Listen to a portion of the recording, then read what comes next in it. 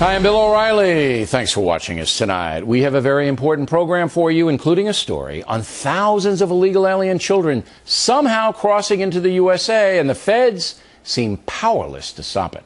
Also, the latest on the Bergdahl chaos. But first, the talking points memo on Hillary Clinton and money. Last night, the former Secretary of State told Diane Sawyer that, yes, she makes millions of dollars on the lecture circuit, and yes, her husband does too. But that's okay.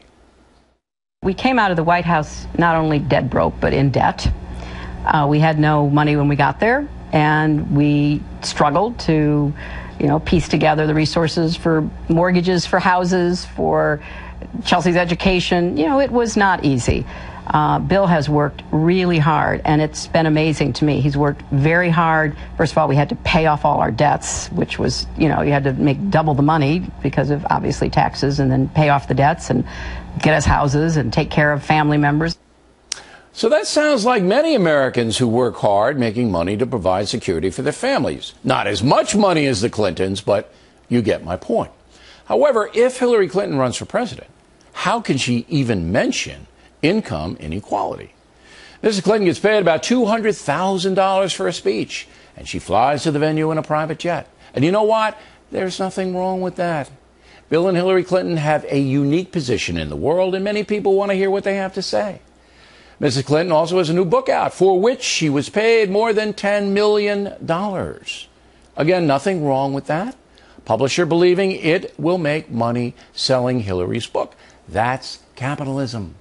But it also takes away a big issue that the Democratic Party is pushing in order to retain political power: inequality. For her book alone, Mrs. Clinton is making more money than most Americans will make in their entire lifetimes.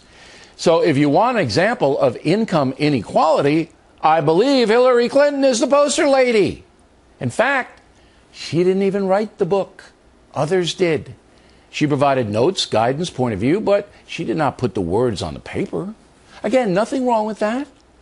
So if I'm reading this correctly, Mrs. Clinton might want to think about running for president on the Republican ticket.